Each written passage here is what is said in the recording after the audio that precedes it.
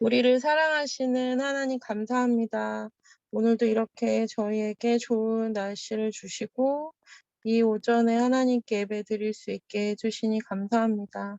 주님, 우리 일생에 하나님과 함께함을 할 수 있는 축복을 주셔서 감사합니다.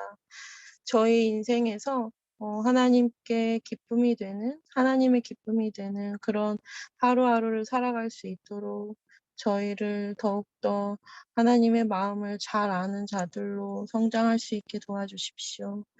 오늘도 교수님을 통하여서 저희에게 주시는 말씀들을 저희가 듣고 그 말씀 속에 저희 각자에게 하고자 하시는 그 음성들을 듣기를 원합니다. 그리고 그 말씀으로 저희가 하루하루 또 살아갈 수 있도록 하나님께 기쁨이 되는 그런 주님의 자녀들이 되기를 간절히 소원하며 예수님의 이름으로 기도드립니다. 네. 예, 아멘. 예. 오늘은 우리 지난주에 이어서 우리 시편 18편 30절서부터 50절까지 그 지난주에 나눈 말씀의 후반부를 오늘 말씀을 나눌 텐데, 우리 먼저 30절서부터 50절까지인데 10절씩 해가지고 우리 샤니아 자매님이 먼저 30절서부터 40절까지, 그리고 우리 신영주 형제님이 41절서부터 50절까지 해서 읽어주시겠습니다.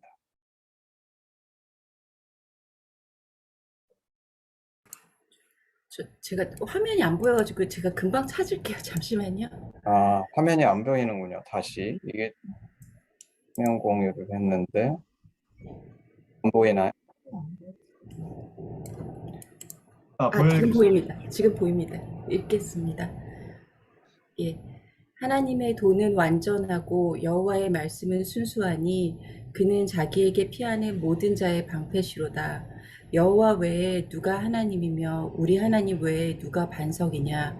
이 하나님이 힘으로 내게 띠띠우시며 내 길을 완전하게 하시며 나의 발을 암사슴발 같게 하시며 나를 나의 높은 곳에 세우시며 내 손을 가르쳐 싸우게 하시니 내 팔이 노트화를 당기도다. 또 주께서 주의 구원하는 방패를 내게 주시며 주의 오른손이 나를 붙들고 주의 온유함이 나를 크게 하셨나이다. 내 걸음을 넓게 하셨고 나를 실족하지 않게 하셨나이다. 내가 내 원수를 뒤쫓아가리니 그들이 망하기 전에는 돌아서지 아니하리이다. 내가 그들을 쳐서 능히 일어나지 못하게 하리니 그들이 내 발 아래에 엎드러지리이다. 주께서 나를 전쟁하게 하려고 능력으로 내게 띠띠우사 얼마나 나를 치는 자들이 내게 일어나 나를 치는 자들이 내게 굴복하게 하셨나이다. 또 주께서 내 원수들에게 등을 내게로 향하게 하시고 나를 미워하는 자들을 내가 끊어버리게 하셨나이다. 그들이 부르짖으나 구원할 자가 없었고 여호와께 부르짖어도 그들에게 대답하지 아니하셨나이다. 내가 그들을 바람 앞에 티끌같이 부서뜨리고 거리의 진흙같이 쏟아버렸나이다. 주께서 나를 백성의 다툼에서 건지시고 여러 민족의 으뜸으로 삼으셨으니 내가 알지 못하는 백성이 나를 섬기리이다. 그들이 내 소문을 들은 즉시로 내게 청종하며 이방인들이 내게 복종하리로다. 이방 자손들이 쇠잔하여 그 견고한 곳에서 떨며 나오리로다. 여호와는 살아계시니 나의 반석을 찬송하며 내 구원의 하나님을 높일지로다. 이 하나님이 나를 위하여 보복해 주시고 민족들이 내게 복종하게 해 주시도다. 주께서 나를 내 원수들에게서 구조하시니 주께서 나를 대적하는 자들이 위에 나를 높이 드시고 나를 포악한 자에게서 건지시나이다. 여호와여, 이러므로 내가 이방 나라들 중에서 주께 감사하며 주의 이름을 찬송하리이다. 여호와께서 그 왕에게 큰 구원을 주시며 기름 부음 받은 자에게 인자를 베푸시며 영원토록 다윗과 그 후손에게로다. 예, 아멘. 예. 오늘 말씀은 지난번에 나눴던 시편 18편, 지난번에는 1절서부터 29절까지 했죠. 오늘은 30절서부터 50절, 그 후반부인데 제목을 이렇게 붙여봤습니다. 오늘 본문에 나오는 말씀인데, 나를 나의 높은 곳에 세우시는 하나님. 나를 나의 높은 곳에 세우시는 하나님. 우리가 지난주에 봤던 것처럼 설명했던 것처럼 시편 18편은 다윗이 자신의 인생 제일 마지막에 그게 이제 사무엘 하에 그렇게 써 있다 그랬어요. 다윗이 왕으로서 그 인생의 가장 마지막에 자신의 모든 대적들을 다 파하시고 그 자신의 인생을 정리하기 거의 가까이 가서 하나님께 드린 찬양시다. 그래서 1절서부터 29절까지에는 두 가지 내용이 담겨 있다고 했습니다. 먼저 1절서부터 19절까지에는 다윗이 하나님께 환난 중에서 하나님께 부르짖었더니 이제 그 뒤서부터 거기 7절서부터 담겨 있는 내용이 하나님이 내 부르짖음을 들으시고 응답하시는데 하나님이 진노하시는 거예요. 보통 우리가 많은 사람들이 하나님께서 내 환난 중에 응답하셨다 할 때 내 어려움을 도와주셔서 풀어주시고 내 문제를 해결해 주셨다. 이런 간증은 우리가 보통 우리도 많이 하고 사람들에게서로 또 많이 듣는데 다윗에게 있어서 너무 놀라운 것은 다윗이 환난 중에 하나님께 부르짖었더니 하나님이 진노하셔가지고, 왜냐하면 그 다윗이 환난을 당하는 것에 대해서 하나님께서 이렇게 격분하신다는 거예요. 땅이 진동하고 산의 터도 요동하고 그의 진노로 말미암아가지고, 그래서 하나님이 막 입에서 불이 나오고 숯불이 피고, 그리고 하나님이 가만히 계시지 않으시고 하늘에서 강림하시고 날개를 타고 바람 날개를 타고 날아오르시고, 정말 너무나 역동적으로 하나님께서 분노하셔가지고 이 땅에 임하시는 모습으로 등장하는데, 이게 이제 너무 놀라운 거죠. 도대체 하나님과 다윗 사이의 교감이, 정서적 공감대가 얼마나 깊었으면 다윗이 환난 가운데에서 힘들어가지고 부르짖었더니, 이건 마치 우리가 동물의 세계에서도 어린 곰이, 뭐 때문에 곰이지만 곰은 자라면 강하고 어떤 동물도 해코지할 수 없는 그런 강인한 존재인데 어렸을 때는 아무 힘없는 존재죠. 무엇 때문에? 어떤 강한 상대가 와서 괴롭히고 힘들게 할 때 부르짖으면 그 엄마가 그 엄마 곰이 분노해가지고 달려와서 뭐 어떤 대가를 치르든지 그 새끼 곰을 구해내겠죠. 마치 그런 것처럼. 그래서 제가 이거를 지난주에 뭐라고 표현했냐면 주관적인 하나님.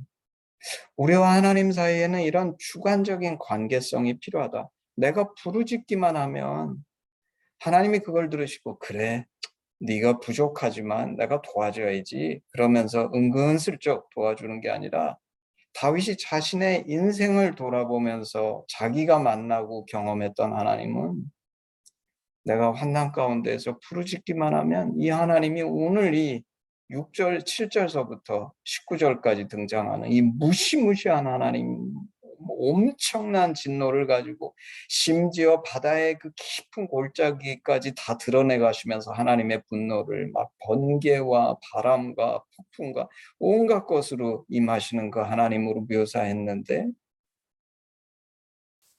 저는 이게 너무 귀하다 생각하는 거죠. 과연 나에게 하나님과 나 사이에 이런 깊은 정서적 공감대가 있는가? 우리 찬양은 그렇게 잘하잖아요. 내 신음하기만 해도 하나님께서 응답하시는 하나님. 근데 그것보다도 이건 더 높은 차원인 것 같아요. 내가 환난 가운데 있으니까 하나님이 이렇게 진노하시면서 임하신다. 근데 이게 주관적으로 하나님과 나 사이에 내가 주관적으로 느끼는 하나님과의 그 정서적인 공감대이긴 하지만, 그렇지만 이 속에 등장하는 하나님의 모습은 우리 많은 그리스도인들이 하나님을 그냥 어딘가에 하늘에 계시고 멀리 계셔서 온 우주의 주인이시긴 하지만, 내가 외치면 마지못해서 그냥 놔두면 안 되니까 도와줘야지. 그래서 그냥 뒤에 누군가에게 좀 도와줘. 그런 하나님이 아니라는 거예요. 그리고 이 하나님이 우리가 보통 주관적이 되면, 어린아이처럼 주관적이 되면 이 하나님을 온전하신 하나님으로 인식하지 못하고 그저 대리, 나를 도와주는 분, 이 하나님의 진짜 정체성에 대해서 모를 수 있는데 다윗은 그게 아니에요. 오늘 이 7절서부터 19절까지에 등장하는 하나님의 모습은 정말 온 우주의 주인 되시고 세상을 창조하셨고 하늘의 하나님, 막 태폭풍을 일으키시고 그 하나님의 사이즈와 이런 것은 어떤 믿는 자보다도 더 깊이 인식하고 있는데 그 정서적 공감대는 너무나 개인적이고 내 환난 가운데 이런 진노와 분노로 임하시는 하나님, 이게 있어야 된다. 정말 하나님의 자녀라면 이 관계성이 있어야 된다. 만약에 이 관계성이 없으면 그건 아바, 아버지, 자식, 아들과 딸, 이런 관계성이 없는 거다.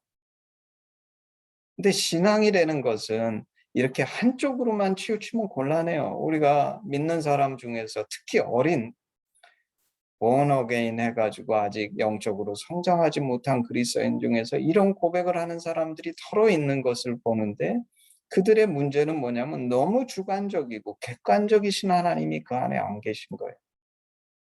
근데 오늘 다윗은 19절까지에 하나님을 온전히 하나님으로 알면서 그런 내 환난에는 이토록 깊이 공감하시고 진노로서 임하시는 하나님을 고백하면서 20절서부터 29절 사이에는 또다시 객관적인 하나님을 고백합니다. 이 객관적인 하나님을 고백할 때 다윗이 하는 얘기는 말씀이에요. 말씀. 그 규례가 내 앞에 있고 내가 그의 율례를 버리지 않았다. 왜냐하면 말씀은 객관적인 하나님의 심정이기 때문에 말씀이 없는 사람은 주관적일 수밖에 없어요. 왜 말씀이 중요한가? 말씀은 하나님의 진심이 뭔지 주관적인 하나님과의 그 주관적인 관계성을 만들어주지만 동시에 말씀이라는 거는 그걸 다윗은 객관적인 거죠. 이렇게 표현합니다. 나는 그 앞에 완전하여 나의 죄악에서 나를 지켰다. 이 말은 다윗이 자신의 삶이 완벽했다가 아니라 자신의 삶의 자세가 항상 이랬다는 거예요. 객관적인 말씀 앞에서 나는 하나님 나하고 친하니까 이렇게 조금 잘못해도 되겠지. 내가 이렇게 말씀에 좀 어긋나도 되겠지. 그런 신앙이 아니었다는 거예요. 나는 이 말씀 앞에서 완전해가지고 이 말씀에 그대로 이 말씀의 객관성에 맞춰서 내 신앙생활 하려고 정말 애썼고 그런 완전한 가운데 거하려고 했다. 그랬더니 하나님께서 내 의를 따라 갚으셨는데 내 손에 깨끗한 대로 갚으셨다. 그러면서 정말 이 놀라운 고백을 하는 겁니다. 자비로운 자에게는 주의 자비로우심을 나타내시고 완전한 자에게는 주의 완전함을 보이시며 깨끗한 자에게는 주의 깨끗하심을 보이시고 사악한 자에게는 주의 거스리심을 보이시리니 하심 훈련 받은 우리 하심의 지체들은 이거 너무 잘 알지요. 우리 창세기 할 때마다 왜 야곱이 그토록 험난한 인생을 살았는가? 자기가 맨날 속여 먹으니까 내가 그렇게 속여 먹으니까 마치 하나님이 나를 속이시는 하나님인 것처럼 느껴져요. 왜냐하면 가는 곳마다 자기를 사기치는 사람들이 주변에 있거든요. 라반의 집에 가서도 라반한테 당하고. 그게 이 말씀이죠. 내가 어떠함에 따라서 마치 내 주변의 모든 것들이 다 그런 것처럼 보이는, 내가 휘어져 있으니까 주변이 휘어져 있는 것처럼 보이는, 이게 이제 하나님의 객관성이죠. 근데 이 하나님의 객관성에 비추어 볼 때에도 나는 바른 신앙생활을 했다. 제가 볼 때 신앙이 뭘까? 신앙이 뭘까? 저는 종종 이렇게 느낄 때가 있어요. 보통 사람은 그냥 이게 두루뭉실하게 뭉쳐져 있는 거예요. 오늘 다윗이 고백하는 것처럼 그렇게 극도로 주관적이지도 못하고 다윗이 고백하는 것처럼 그렇게 완전한 객관성을 갖고 있지도 않고 뭐든지 두루뭉실하게 적당히 뭉쳐 있어요. 하나님하고도 이런 깊은 개인적인 관계가 아니고 객관적이신 하나님 말씀 앞에서도 내가 바르지 못하고. 근데 하나님은 공평하신데 믿는 자라는 게 진짜 하나님의 믿는 자, 하나님의 자녀라는 게 무엇이냐면 이게 마치 우리 과학에서 얘기하는 다이폴이 생기는 것처럼 뭉쳐 있으면 이것도 아니고 저것도 아니고 아무것도 아닌 것 같은데 너무나 주관적이신 하나님을 내가 깊이 느끼면서 동시에 나의 인생은 삶은 너무나 객관적인 하나님을 동시에 갖고 있는 이게 마치 다이폴이 쭉 분리된 것처럼 그게 이제 시편 18편의 1절서부터 29절까지의 말씀에서 다윗이 고백한 겁니다. 나는 너무나 개인적이고 주관적인 하나님을 이렇게 깊이 경험했고 동시에 객관적이고 그러신 그 말씀 앞에서 내가 이렇게 살았다. 이게 이제 다윗의 인생의 뿌리 같은 내용이 29절까지였다 그러면 이제 오늘 다루는 30절서부터는 30절서부터는 그런 뿌리가 있으면 어떤 인생을 살게 되는가. 이건 너무 놀라운 고백입니다. 제가 사실 정말 이 말씀을 우리 하심 수련회에서 다뤄보고 싶었는데 그때는 이렇게까지 인식하지 못했던 거예요. 이 시편 18편에 무엇이 담겨 있냐면 다윗이 어떻게 그렇게 특별한 인생을 살 수 있었는가가 담겨 있는 거예요. 그게 너무 놀라워요. 사실 제가 이거를 처음 읽었을 때는 왜 이게 사무엘하 제일 마지막에 써 있어야 될까? 이게 정말 다윗이 인생의 마지막에 쓴 글일까? 그걸 잘 이해하지 못했어요. 근데 요번에 묵상하면서 맞구나. 이게 정말 다윗이 어떻게 다윗처럼 축복된 인생을 산 사람이 없잖아요.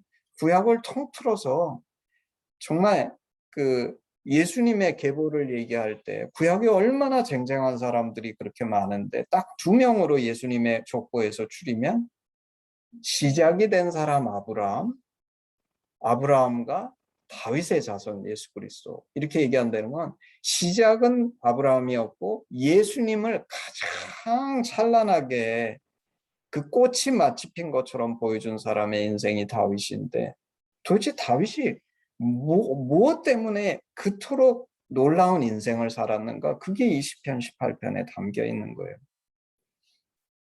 그래서 이제 오늘 30절서부터 50절까지의 내용을 보기를 원합니다. 30절 하나님의 도는 완전하고 여호와의 말씀은 순수하니 그는 자기에게 피하는 모든 자의 방패시로다.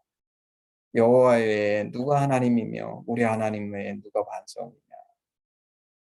그러니까 이 말은 앞에 있던 내용을 마치 정리해 주는 것 같은 말이죠. 다윗이 뭐라 그러냐면 하나님의도 여호와의 말씀 이게 같은 거죠. 하나님의 말씀은 완전하고 순수해가지고 이 말씀이 우리의 진정한 방패가 되시는데 나는 다른 어떤 것으로 나의 주인 하나님을 삼은 것이 아니라 하나님만이 나의 하나님이다. 이건 무슨 말인지 너무 잘 알 거예요. 사실 그리스도인이라고 하는 사람들도 마치 그게 이제 출애굽이나 이스라엘이 계속 보여주는 거죠.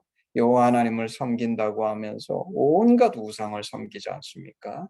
오늘날의 그리스도인들도 말은 예수 그리스도를 섬긴다고 하면서 사실은 온갖 우상을 섬기죠. 때로는 만몬, 돈을 섬기고 때로는 뭘 섬기고 뭘 섬기고 뭘 섬기고. 근데 다윗은 뭐라고 고백하는 거냐면 말씀이 나는 하나님 한 분만 섬기는데 그 하나님은 어떤 하나님이냐면 말씀 되신 하나님이라는 거예요. 그게 30절, 31절에 고백하는 겁니다. 그러면서 이제 32절서부터 이 고백이 너무나 놀라워요. 이 뒤에 나오는 고백이. 제가 보기에는 이 고백이 뭐냐면 이 하나님이 성령으로 내게 임하셔서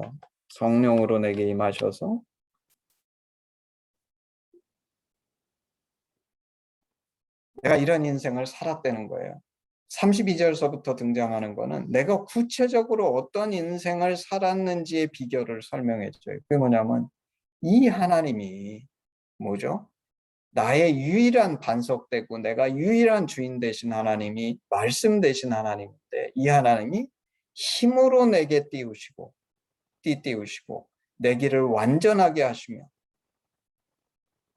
이거를 이렇게 착각하면 안 됩니다. 우리 보통 그리스도인들이 성경을 읽기 때문에 하나님이 나한테 힘 주셨어. 이런 레토릭이 아니에요. 이 다윗의 인생 마지막에 다윗이 그런 헛소리 하겠습니까? 다윗이 지금 쓰고 있는 것은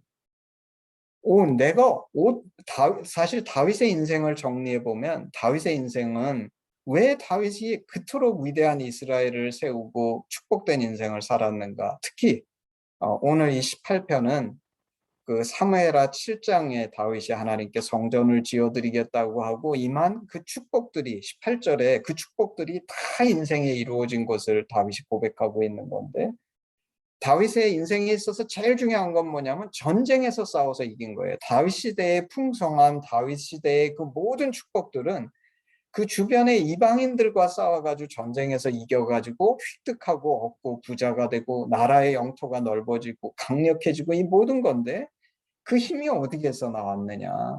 내가 전쟁을 잘하고 날 때부터 그런 것이 아니라 하나님이 내게 힘을 주셔서 힘으로 내게 띄우셔서 내 길을 완전하게 하셨고 하나님이 그렇게 하셨다는 거예요.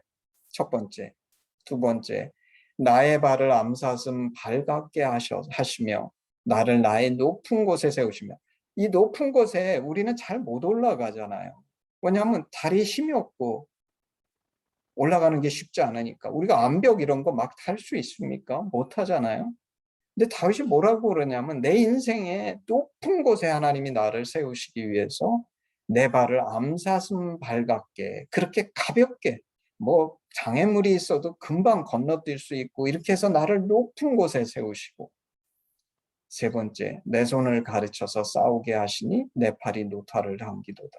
내가 전쟁에서 그렇게 잘 싸운 거는 내가 원래 그렇게 운동신경이 뛰어나고 그런 게 아니라 하나님이 내 손을 가르쳐서 싸우게 하시고 내 팔이 노타를 당기는 이런 일들을 내가 경험했다. 35절 주께서 주의 구원하는 방패를 내게 주시며 다윗의 인생처럼 엄청난 적들이 온 사람이 없죠. 근데 그럴 때마다 주님이 내게 구원하는 방패를 주시고 주의 오른손이 나를 붙들고 주의 온유함이 나를 크게 하셨나이다. 주님이 나를 붙들어 주시고 주님의 온유함, 이게 뭐냐면 주님의 젠틀리스, 이게 나를 크게 하셨다는 건 위대하게 만들어 주셨다. 하여튼 무슨 일이 다가오고 어떤 위기가 오고 어떤 환난이 오든지 주님이 나를 구원하는 방패, 나를 지켜주시고 그의 오른손이 나를 붙드시고 그런 어려운 속에서도 내가 벌벌벌 떨고 그냥 막 스트레스와 막 온갖 조건 속에서 내가 막 분열되고 내가 막 브레이크다운 하는 것이 아니라 그런 속에서도 주의 온유함이 하나님이 내게 항상 온유하시고 자비와 은혜를 베푸셨는데 내가 그래서 그레이트한 사람이 됐다는 거예요. 크게 하셨다. 그리고 내가 걸으면 보통 사람은 어떻게 걷습니까? 여러분 우리 유도나 뭐 이런 무도하게 되면 발바닥을 바닥에서 안 띄죠. 그리고 짧게 걸어요. 왜냐하면 길게 디디면 발이 땅에서 떨어지고 그러면 공격당하고 내 안정성이 무너지니까. 근데 나는 하나님이 내가 넓은 발자국을 떼어도 그렇게 해주셔요. 그러니까 멀리 가는 거죠. 빨리 갈 수 있고 나를 실족하지 않게 하셨다. 그래서 32절서부터 36절까지의 다윗의 인생의 모든 비결이 여기 다 있는 거예요. 내가 원래 그랬던 게 아니라 이 축복이 우리의 인생 가운데도 있어요. 근데 이거를 다윗처럼 이렇게 고백하는 사람들은 이 두 가지입니다. 첫째는 이 축복이 하나님이 모든 그리스도인에게 이 축복을 주시기 원하시는데 오늘 다윗의 고백처럼 이것을 인식하고 깨닫고 느끼는 사람에게는 더 깊이 임하고, 왜냐하면 그 사람은 더 이거를 바라고 사모하고 주님께 기도하기 때문에. 근데 많은 그리스도인들이 이거를 깊이 인식하지 못해요. 그래서 마치 구약으로 치면 성신이 임하셔가지고 은혜가 조금 하다가 내가 그걸 잃어버리고 이러는 것 같은 인생을 사는데 다윗은 그러지 않았다는 거예요. 이거를 더 깊이 사모하고 내 인생 전체가 이런 인생이었다. 능력도 하나님이 주셨고 하나님이 다 해주셨고 하나님이 나를 높은 곳에 올라가게 하셨고 내 발을 암사슴 같게 하셨고 내 손을 가르쳐서 싸우게 하셨고 노타를 당기게 하시고 구원의 방패를 주시고 나를 붙드시고 온유하심으로 크게 만들어 주셨다. 내가 큰 발자국을 떼어도 나는 실족하지 않았다. 내가 완벽해서 그랬다는 게 아니라는 거예요. 너무 위대한 고백이죠. 저는 이건 너무 귀한 고백이라고 생각합니다. 많은 사람들이 오늘날 심지어 그리스도인들도 어떤 사람이 이렇게 다윗처럼 커지면 사실 요새는 다윗같이 큰 자가 없는데 뭐 조금만 커지면 그 사람은 날 때부터 하나님이 은혜를 주셔서 능력을 주셔가지고 똑똑해서 그런 게 아니라는 거예요. 그리고 이제 더 구체적이 됩니다. 37절서부터는. 이제 진짜 그 앞에는 전체적인 얘기를 한 거고 37절부터는 다윗이 전쟁할 때 내가 내 원수를 뒤쫓아가리니 그들이 망하기 전에는 돌아서지 아니하리이다. 내가 그들을 쳐서 능히 일어나지 못하게 하리니 그들이 내 발 아래 엎드러지리이다. 주께서 나를 전쟁하게 하려고 능력으로 내게 띠띠우사 일어나 나를 치는 자들이 내게 굴복하게 하셨나이다. 다윗이 날 때부터 내가 이렇게 전쟁의 신이었던 게 아니라 내가 전쟁하면 하나님이 내게 능력을 주셔가지고 항상 나랑 싸우는 대적들이 내 앞에서 엎드러지고 굴복을 하더라. 그리고 더 신기한 거는 40절에 가면 하나님이 내게 능력만 주시는 게 아니라 주께서 내 원수들에게 등을 내게로 향하게 하시고, 사실 어떤 적은 정말 굉장히 강력한데 이상하게 내가 전쟁에 가서 전쟁만 하면 이 원수들이 등을 보이고 도망간다는 거예요. 도망가는 적을 쓰러뜨리는 게 뭐 그렇게 어렵습니까? 나를 미워하는 자들을 내가 끊어버리게 하셨나이다. 그들이 부르짖으나 구원할 자가 없었고 심지어 여호와께 부르짖어도 그들에게 대답하지 아니하셨나이다. 내가 그들을 바람 앞에 꿀같이 부서뜨리고 거리에 진흙같이 쏟아버렸나이다. 와, 내가 다윗이 진 전쟁이 없어요. 다윗은 전쟁에 가서 한 번도 진 적이 없어요. 어떻게 그렇게 맨날 이겼는가? 이거라는 거예요. 하나님이 내게 능력 주셔가지고 나로 전쟁의 능력을 주시고 내가 그리고 전쟁하면 나는 이 하나님을 믿고 나가서 싸우는데 항상 나의 적들이 나한테 굴복할 뿐만 아니라 전쟁하고 있는 중에도 가만히 보면 내 적들이 등을 돌리고 도망가더라. 그리고 내 부르짖음은 하나님께서 그렇게 들으시는데 그들이 여호와께 부르짖어도 하나님은 대답지 않으셨다. 이게 너무 이기적인 것 같지만 아니라는 거예요. 왜 이기적이지 않는가? 다윗 안에 하나님과의 이런 깊은 주관적인 사랑의 그 관계성, 깊은 정서적인 공감대만 존재하는 게 아니라 아까 얘기한 것처럼 다윗은 객관적이신 하나님, 말씀이신 하나님 앞에 그 신앙이 터전히 놓여 있으니까 하나님께서 그 적들의 부르짖음에는 왜 응답 안 하시는가? 그들은 객관성이 없으니까. 그들은 아쉬울 때는 하나님께 도와달라고 부르짖는데 다윗처럼 평소의 말씀 앞에 그 객관성이 있는 신앙이 존재하지 않는 거예요.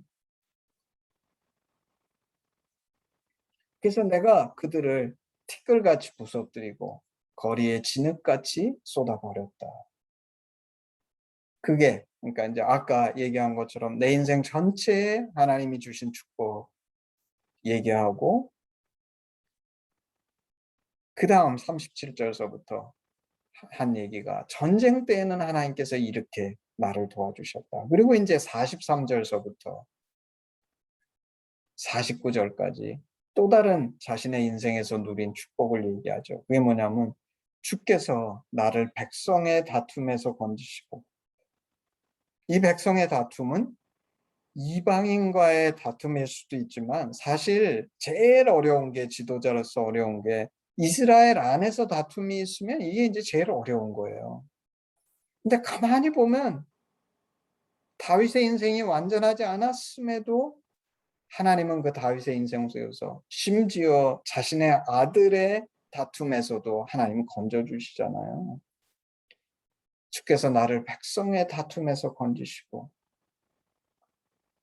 이스라엘 안에서 온갖 다툼이 있었는데 거기서 건져진 거는 내가 지혜롭고 내가 잘했기 때문이 아니라 주님이 나를 건져주셨고, 두 번째, 여러 민족의 으뜸으로 삼으셨으니 내가 알지 못하는 백성. 왜냐하면 다윗 시대에 우리 요새 이제 생명의 삶이 사사기를 하고 있는데, 모세, 여호수아 해가지고 가나안 땅에 들어가서 정착은 했지만 그 수없이 많은 이방 민족들을 제대로 정복하지 못했어요.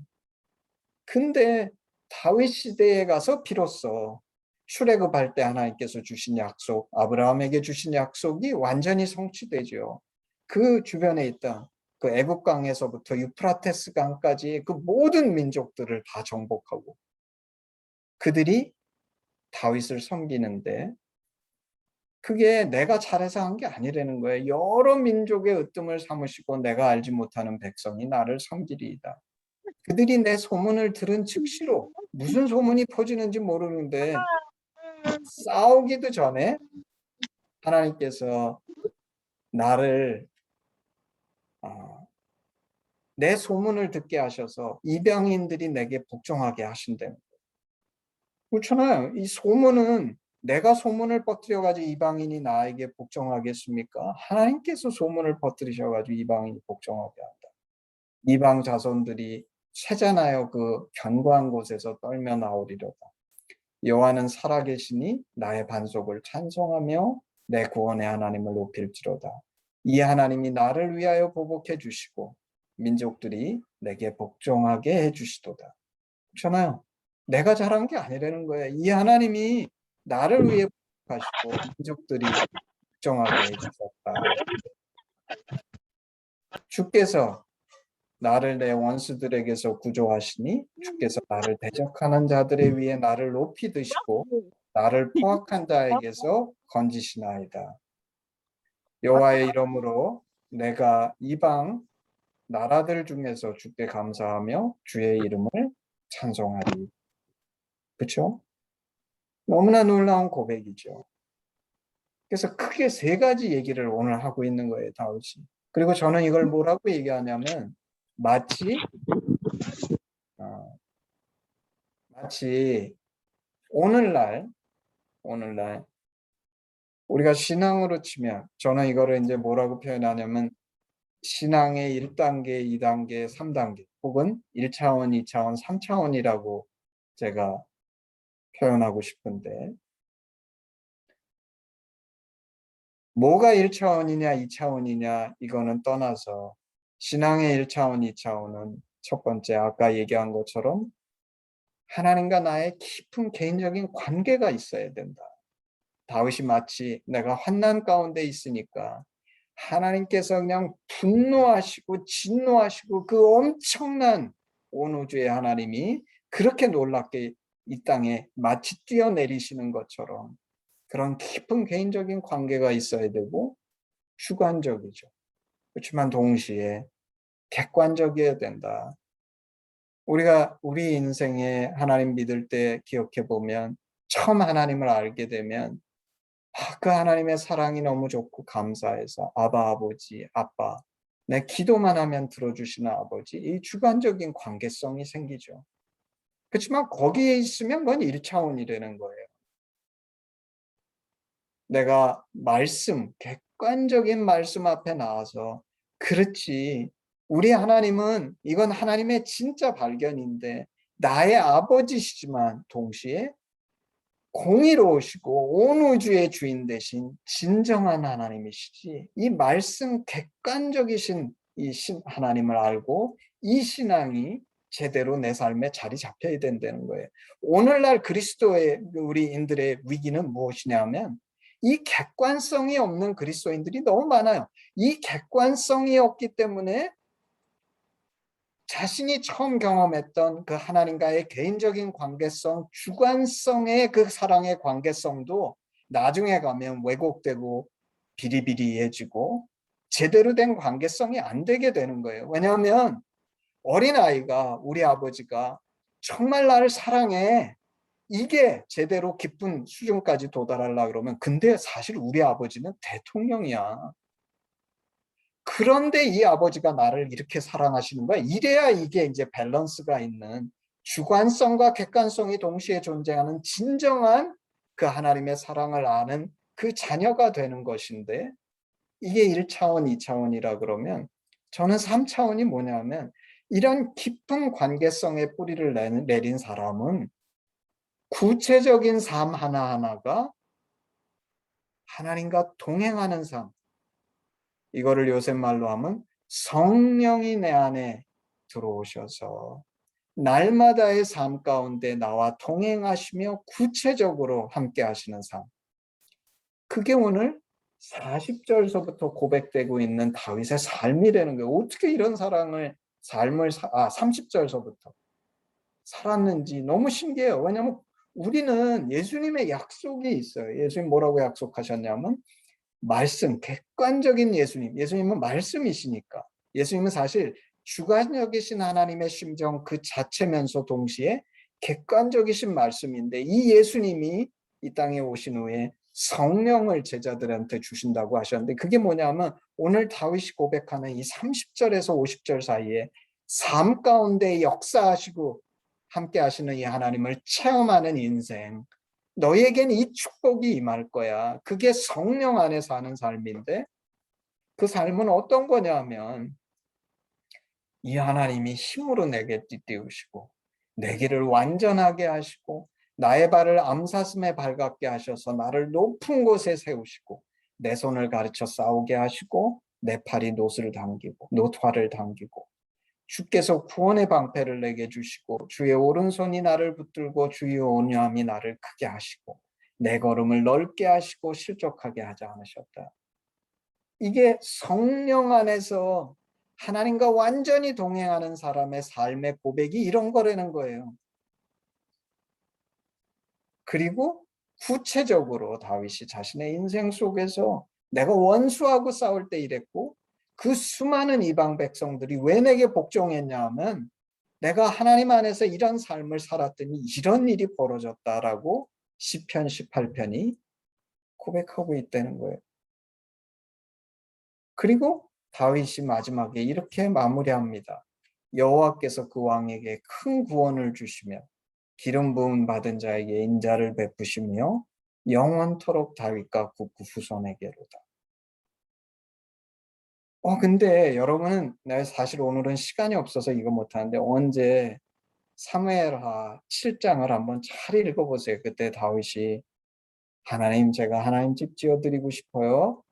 그랬더니 하나님께서 나단 선지자를 보내서 내가 언제 이스라엘에게 내 집을 지어달라고 한 적이 있냐. 그러면서 오히려 다윗에게 축복하는 말씀이 나오는데, 그 약속하신 말씀대로 된 게 20편 18편이에요.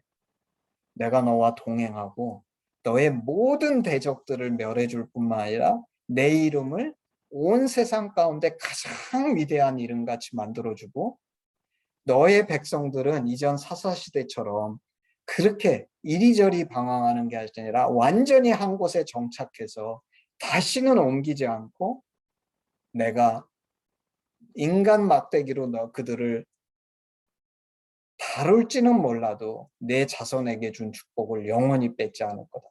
그게 20편 18편이에요. 근데 너무 놀랍게 다윗이 인생 마지막에 그 약속이 하나님 다 이루어졌습니다. 한 가지도 안 이루어진 것이 없고 내가 정말 내 가슴 깊은 곳에서 내 입술로 고백하는데 하나님이 내게 이런 은혜를 베푸셨습니다. 고백하는 게 이 시편 18편인 거예요. What a blessing.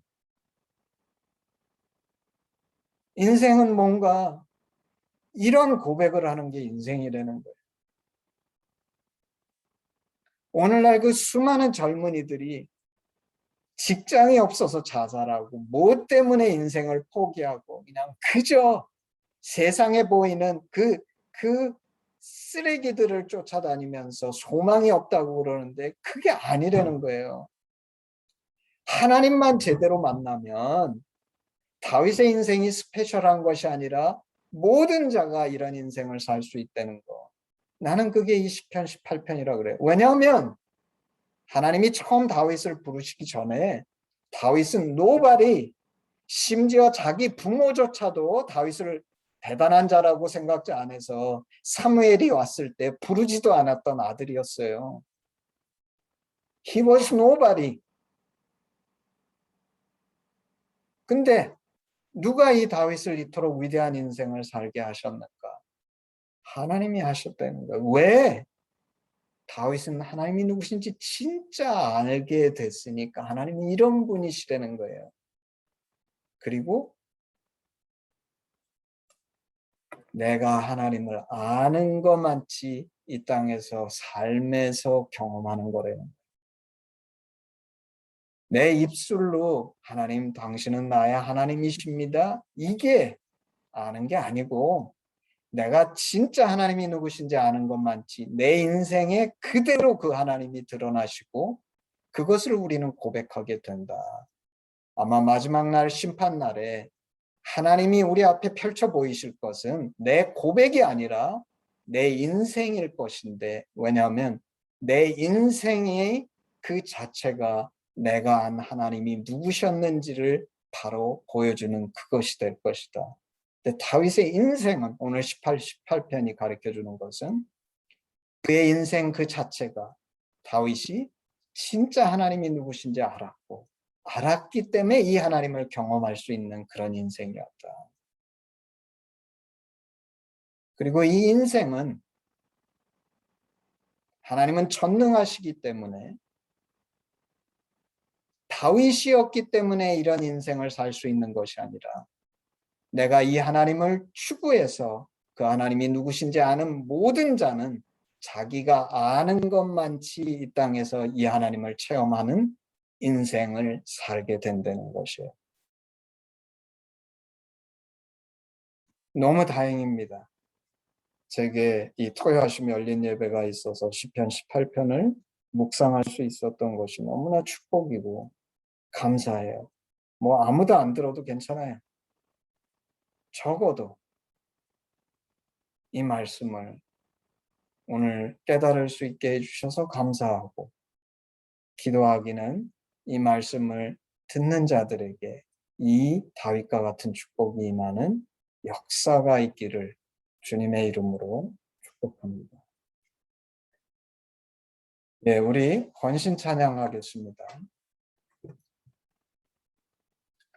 내게 있는 모든 것을 아낌없이 드리네. 사랑하고 의지하며 주만 따라 살리라. 주께 드리네. 주께 드리네. 사랑하는 구주 앞에 모두 드리네. 아멘. 기도하겠습니다. 하나님, 감사합니다.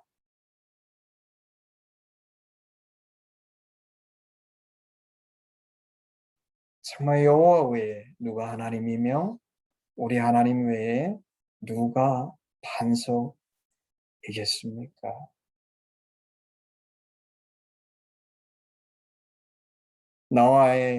나를 사랑하심에 있어서는 다른 어떤 것들과도 비교할 수 없는, 내가 신음하기만 해도 진노하시고 이 땅에 폭풍과 구름 가운데 임재하시는 너무나 개인적이고 주관적이신 하나님, 그렇지만 동시에 말씀 되셔서 온 우주의 주인 되시고 정말 나의 어떠함에 따라서 내 모든 주변을 그러함으로 응답하게 하시는 객관적이신 하나님. 정말 이 하나님이 누구신지 알아. 오늘 다윗이 고백했던 것처럼 이 하나님이 힘으로 내게 띠띠우시고 내 길을 완전하게 하시며 나의 발을 암사슴에 발같게 하시어 나를 나의 높은 곳에 세우시는 이 하나님을 경험하며 고백하며 이 땅 가운데 증거하며 사는 우리가 될 수 있도록 우리 하나님께서 저희 각 사람을 축복하시고 이 말씀을 듣는 모든 자를 축복하시고 하심을 축복하여 주시옵소서. 감사드리며 예수님의 이름으로 기도했습니다. 아멘. 아멘. 우리 마지막으로 헌신 기도문 외우고 예배를 마무리하겠습니다. 아바 아버지, 예수님의 죽으심과 부활하심으로 우리를 향한 당신의 사랑을 확증하시고 예수 안에 성령으로 당신과 하나 되게 하시니 감사합니다. 구하오니 우리 공동체가 당신 안에 더욱 하나 되게 하시고 우리를 온전케 하사 대한민국과 열방 가운데 당신의 심정이 더욱 증거되게 하시옵소서. 나라와 권세와 영광이 아버지께 영원히 있사옵나이다. 아멘. 아멘. 예배를 마쳤습니다. 우리